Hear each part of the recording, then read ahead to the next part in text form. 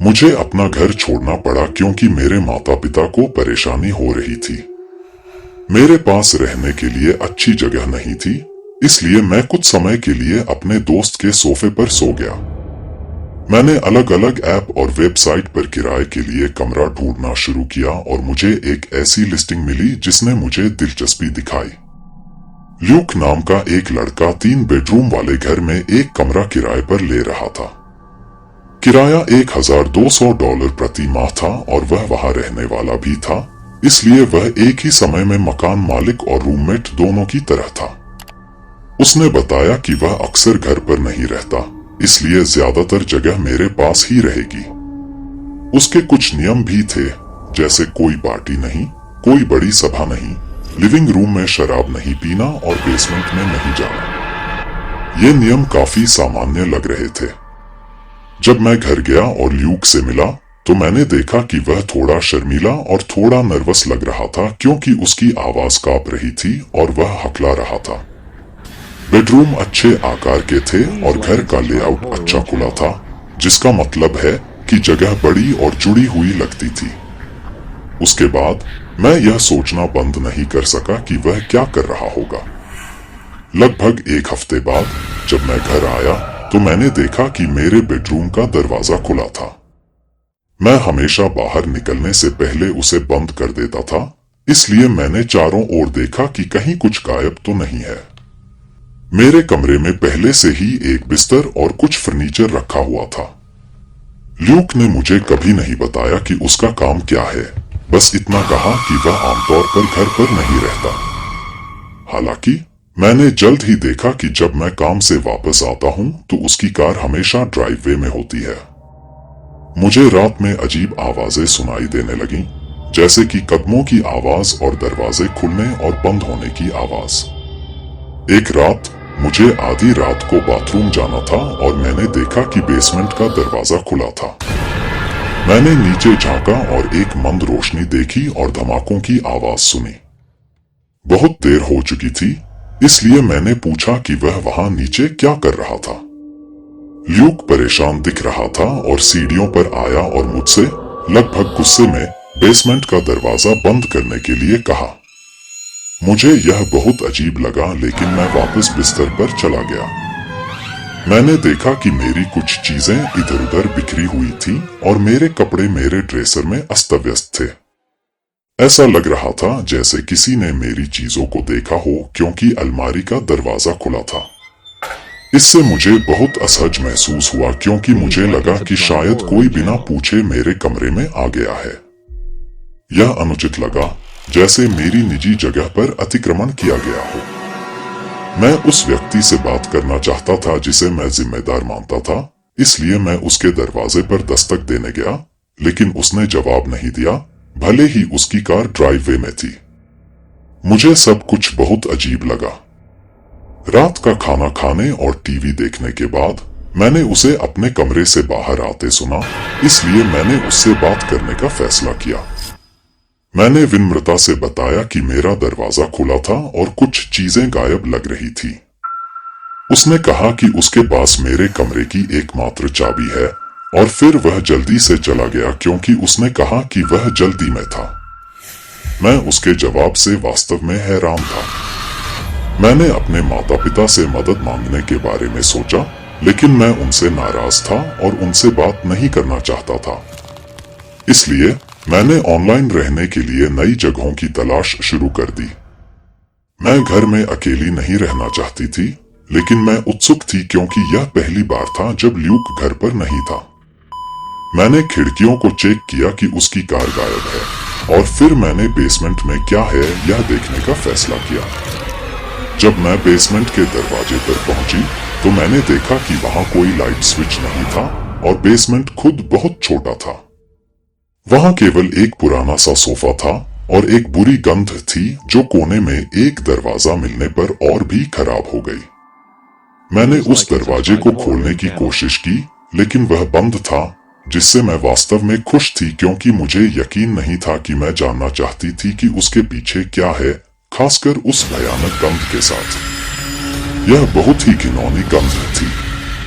मैंने बेसमेंट के मुख्य भाग के चारों ओर देखा और केवल कुछ टेपबंद बक्से पाए जिन्हें मैं खोलना नहीं चाहती थी।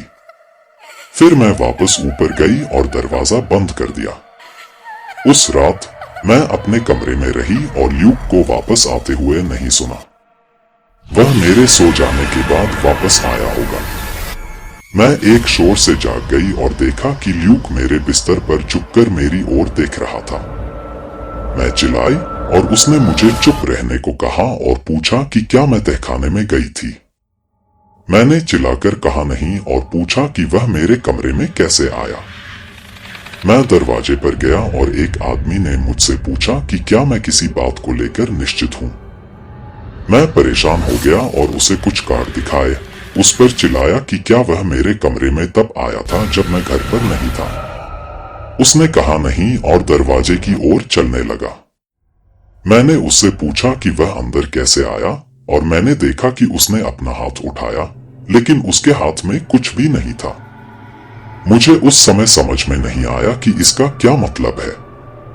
जाने से पहले उसने मुझसे कहा कि मुझे रहने के लिए कोई दूसरी जगह ढूंढ लेनी चाहिए और फिर उसने दरवाजा बंद कर दिया।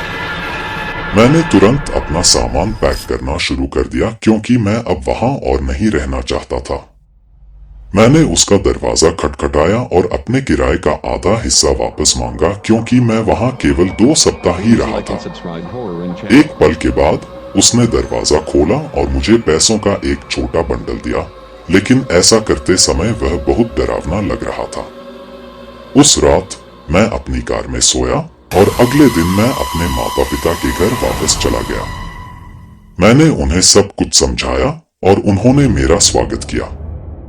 मैं 1 महीने बाद फिर से घर से बाहर चला गया, लेकिन अब मेरे माता पिता और मैं ठीक हैं। यदि आप इंटरनेट से रूममेट लेने के बारे में सोच रहे हैं तो सावधान रहें और उनसे मिलते समय अपनी अंतर्ज्ञान पर भरोसा करें। उदाहरण के लिए डेविड अक्सर मेरे कमरे में आता था और बहुत सारे निजी सवाल पूछता था और वह मेरी चीजों को ऐसे छूता था जैसे कि यह कोई बड़ी बात नहीं है। पहले तो मुझे लगा कि वह सिर्फ उत्सुक है, हालांकि यह थोड़ा अजीब लगा। लेकिन जितना मैंने इसके बारे में सोचा उतना ही यह मुझे परेशान करने लगा। फिर देर रात को मुझे डेविड के कमरे से आवाजें सुनाई देने लगीं, जैसे कि बातें करना और चूसना, जिससे मुझे और भी चिंता होने लगी। मैंने इसे अनदेखा करने की कोशिश की और खुद से कहा कि यह ठीक है। डेविड अपने कमरे में बैठा था, या तो टीवी देख रहा था या फोन पर बात कर रहा था, लेकिन मुझे लगा कि कुछ गड़बड़ है। एक रात मैं सो नहीं सका क्योंकि मैंने उसके कमरे से अजीब सी आवाजें सुनी, इसलिए मैं जानना चाहता था कि क्या हो रहा है। मैं चुपचाप दालान में चला गया और उसके दरवाजे पर अपना कान लगाया। मैंने जो सुना वह वाकई अजीब था। डेविड धीमी आवाज में अपने आप से फुसफुसा रहा था और फिर बस ऐसे ही फुसफुसाहट बंद हो गई। मैं चुपचाप डेविड के दरवाजे से दूर चली गई और अपने कमरे में वापस चली गई। मैं बिना आवाज किए बिस्तर पर चली गई। मुझे यकीन नहीं था कि क्या हो रहा था। डेविड खुद से क्यों बात कर रहा था? क्या वह मुझसे कुछ छिपा रहा था या वह नींद में चल रहा था? लेकिन अगर वह नींद में चल रहा था तो उसे कैसे पता चला कि मैं वहां हूं? मुझे वाकई बेचैनी महसूस हुई। अगले दिन मैं पिछली रात जो हुआ उसके बारे में सोचना बंद नहीं कर सकी। जैसे जैसे समय बीतता गया मुझे डेविड के कमरे से अजीबोगरीब आवाजें सुनाई देती रहीं और इससे मैं और भी ज्यादा चिंतित हो गई। मुझे लगा कि डेविड मुझसे कुछ छिपा रहा है। मैंने यह भी देखा कि वह अलग तरह से व्यवहार कर रहा था। वह मुझे अजीब तरह से देखता और चुपचाप इधर उधर घूमता। अगले दिन मैंने डेविड से इस बारे में बात की और उसे बताया कि मैंने उसे रात में इधर उधर घूमते और मेरा दरवाजा बंद करते हुए सुना है। मैंने पूछा कि क्या वह कभी नींद में चलता है और उसने कहा कि वह कभी कभी ऐसा करता है, लेकिन मुझे यकीन नहीं था कि मैं उसकी बात पर यकीन करूंगी या नहीं। मुझे लगा कि कुछ गड़बड़ है, इसलिए मैंने सुराग के लिए उसके कमरे में देखने का फैसला किया। मुझे पता था कि यह थोड़ा जोखिम भरा था, लेकिन मैंने जल्दी से उसके ड्रॉअर और अलमारियों में खोजबीन की। आखिरकार मुझे उसकी अलमारी के पीछे एक छिपा हुआ दराज मिला। जब मैंने उसे खोला तो मेरा दिल तेजी से धड़कने लगा, क्योंकि मैंने अंदर बहुत सारी तस्वीरें देखी। उनमें से ज्यादातर तस्वीरें मेरी सोती हुई थीं और कुछ हमारी उम्र के दूसरे लड़के की थी। वे बहुत नजदीक से ली गई थीं और मैं अपनी त्वचा और बाल देख सकता था। मुझे बहुत बुरा लगा जब मुझे एहसास हुआ कि डेविड मेरी सोते हुए तस्वीरें ले रहा था बिना मेरी जानकारी के। यह मेरी निजता का बहुत बड़ा उल्लंघन था। मैं उससे भिड़ना चाहता था, लेकिन मैं डर रहा था कि वह क्या कर सकता है या क्या कह सकता है। इसलिए मैंने सबूत के तौर पर दराज में रखी चीजों की तस्वीरें ली, अपना सामान पैक किया और आगे क्या करना है इस बारे में सावधानी से सोचने का फैसला किया। अगले दिन मैंने उन लोगों के साथ तस्वीरें साझा की जो छात्रों को रहने के लिए जगह खोजने में मदद करते हैं। उन्होंने मुझे इसके बारे में कुछ करने के लिए कहा। सौभाग्य से मुझे एक अच्छे लड़के के साथ एक नया अपार्टमेंट मिला, जिसे एक रूममेट की भी जरूरत थी। मैंने डेविड से फिर कभी बात नहीं की। आज भी सालों बाद मुझे अभी भी वे डरावनी तस्वीरें और रात में डेविड का व्यवहार याद है। मुझे कभी पता नहीं चला कि तस्वीरों में दूसरा व्यक्ति कौन था। वह शायद डेविड का पुराना रूममेट था, लेकिन मैंने उसका नाम कभी नहीं जाना और मुझे यकीन नहीं है कि डेविड भी जानता था या नहीं। रॉब ने मुझे एक वीडियो कॉल के माध्यम से अपना घर दिखाया और मुझे पता चला कि वह खुद ही इसका मालिक है। यह शहर में एक साधारण घर था, मेरे कार्यालय से केवल 10 मिनट की ड्राइव दूर। वह बहुत अच्छा था और किराया उचित था। साथ ही उसने कहा कि मैं तुरंत उसमें जा सकता हूं, जो बहुत अच्छा था। एक हफ्ते बाद मैंने अपना सामान पैक किया और अंदर चला गया। जब मैं पहुंचा तो रॉब मुझसे बाहर मिला और मुझे एक चाबी दी। मैंने देखा कि वह काफी छोटा था, मेरी ही तरह की ऊंचाई का। मैंने अपने कमरे में तकिए और चादरें बदल दी और बाकी दिन आराम से रहने में बिताया। रॉब मुझे जानने के लिए उत्सुक था और मुझे घर जैसा महसूस कराना चाहता था, लेकिन मुझे अभी भी बहुत अच्छा महसूस नहीं हुआ। अगले दिन रविवार को रॉब ने मुझे शहर के चारों ओर घुमाने की पेशकश की। मैं इसके लिए बहुत उत्साहित नहीं था, लेकिन मैं उसके साथ अच्छी शुरुआत करने के लिए सहमत हो गया। उसने मुझे दिखाया कि सबसे अच्छी दुकानें और रेस्तरां कहाँ हैं, और फिर वह हमें दोपहर के भोजन के लिए बाहर ले जाना चाहता था। मुझे भूख नहीं थी, लेकिन वह सुझाव देता रहा कि हम लंबे समय तक बैठकर लंच करें। मैं नहीं चाहता था कि वह यह सोचे कि मैं रूममेट से ज्यादा कुछ ढूंढ रहा हूं। मैंने उससे कहा कि मुझे भूख नहीं है, लेकिन फिर उसने इसके बजाय ड्रिंक लेने का सुझाव दिया। मैंने विनम्रता से कहा कि मैं कार्य दिवसों पर शराब नहीं पीता। उसने थोड़ा जोर दिया, कहा कि हम बस कुछ ड्रिंक ले सकते हैं, लेकिन मैं कहता रहा कि शायद किसी और समय। थोड़ी देर बाद वह शांत हो गया और परेशान लग रहा था। मुझे थोड़ा असहज महसूस हुआ, लेकिन उस समय यह अभी भी संभालने योग्य था। वह वहां रहने का मेरा पहला सप्ताह था। जब मैं 23 साल का था तो मुझे अपनी नौकरी के लिए दूसरे राज्य में जाना पड़ा।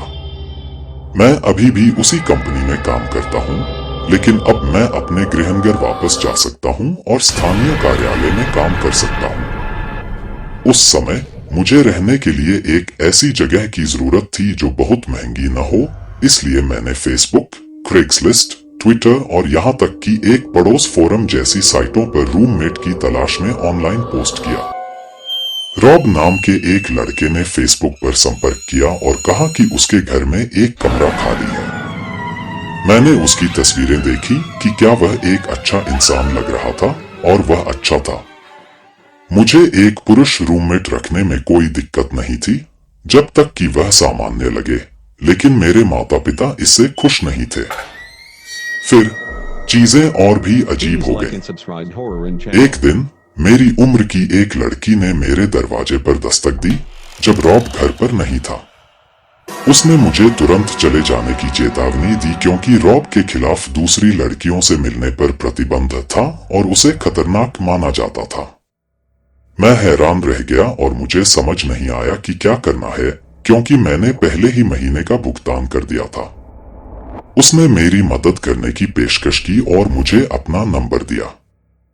मैंने अपना सामान पैक करना शुरू कर दिया और शहर के दूसरी तरफ किराए पर एक नया अपार्टमेंट ढूंढ लिया, भले ही इसकी कीमत थोड़ी ज्यादा थी।